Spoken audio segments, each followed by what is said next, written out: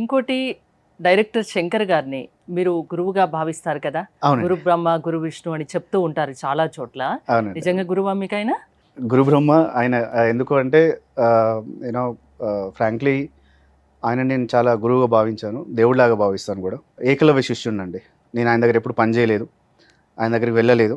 But నేను film ఇండస్ట్రీకి నేను రావాలనుకున్నప్పుడు, నేను యాంకర్‌గా ఉన్నప్పుడు అప్పటి నుండి ఇప్పటి వరకు కూడా నా ప్రతి షోలో గానీ, లేదంటే మీకు నేను చూపిస్తాను నా మెయిల్ ఐడీలో నేను ఏమంటారు స్టోరీ రాసుకున్నప్పుడు నా మెయిల్‌కి సెండ్ చేసుకొని పెట్టుకుంటాను. సో దాంట్లో ఖచ్చితంగా ఫస్ట్ పేజ్ మా గురువుగారే ఉంటారు. నేను ఏదైనా రాసేటప్పుడు గానీ, ఏదైనా అయినా గానీ ఫస్ట్ శంకర్ గారు, డైరెక్టర్ శంకర్ గారి ఫోటో పెట్టుకొని గురుబ్రహ్మ చదివిన తర్వాతే నేను స్టార్ట్ చేస్తానండి.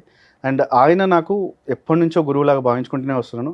దాని తర్వాత ఇంకొక ఇద్దరు నాకు గురువులు ఉన్నారు. ఒకరు ప్రభుదేవ గారు, డాన్సర్ ప్రభుదేవ గారు.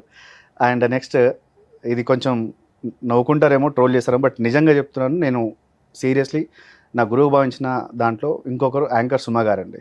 సుమా గారు. యాంకర్ సుమా గారు. సో ఈ ముగ్గురికి నేను ఏకలవ్య శిష్యుడినండి. నా మెయిల్ మీకు చూపిస్తాను కూడా. ఓకే. ప్రతి ఏదైనా నేను రాసుకున్నా కానీ, ఏదైనా ఆలోచన వచ్చినప్పుడు కానీ, సో ఖచ్చితంగా ఈ ముగ్గురిని దేవుళ్ళ నేను భావించిన కాబట్టి మొక్కిన తర్వాతనే నేను ఏదైనా స్టార్ట్ చేస్తాను. ఈవెన్ ఎవరిబడి నన్ను ట్రోల్ చేసినా పర్వాలేదు. నేను ఏకలవ్య శిష్యుడిని, వాళ్ళ ముగ్గురిని నా గురువులుగా భావిస్తున్నాను. అండ్ మీరు గమనిస్తే నా షోస్ కానీ ఏదన్నా కానీ ప్రతిదీ కూడా ఏదైనా ఉపయోగపడేలాగానే ఉంటుంది. సో మీరు ఇంతకుముందు చెప్పారు, అడిగారు కూడా, లాస్ట్ ఇయర్ ఒక షో చేశారు. అవును. సారథి స్టూడియోలో సెట్ వేసినప్పుడు కూడా గురుబ్రహ్మ చదివినప్పుడు అందరూ ఏదో క్వశ్చన్ వేశారు, సార్ నిజంగా మీరు డైరెక్టర్ శంకర్ గారి దగ్గర పనిచేశారు? పని చేయలేదండి, నేను ఏకలవ్య శిష్యుడిని. బట్ ఈ ప్రోగ్రామ్ ఏదైతే ఉందో ఆ ప్రోగ్రామ్ నలుగురికి ఉపయోగపడే ప్రోగ్రామ్. సో రేపు పొద్దున నా ఫిలిమ్స్ కావచ్చు, లేదా నా షోస్ కావచ్చు, సో ఆయన వేలోనే నేను ఆలోచించడం కానీ, నన్ను అది కొంచెం చాలా సంతోషకరమైన విషయం ఏంటంటే ఆయన వేలో నేను ఆలోచించడం. సో అందుకని నేను ఆయన్ని బాగా అబ్జర్వ్ చేస్తూ ఉంటారేమో. ప్రతి మూవీ కానీ, ఆయన మాట్లాడే విధానం కానీ, ప్రతి ఒక్కటి మీకు బాగా నచ్చుంటాయి. అవును. సో అది నాకు చాలా ఇన్స్పైరింగ్ అనమాట. ఆయన భారతీయుడు మూవీ కావచ్చు, దాని ముందు అపరిచితుడు మూవీ కావచ్చు, నన్ను ఎక్కువ ఇన్స్పైర్ చేసి మాత్రం అపరిచితుడు అండి.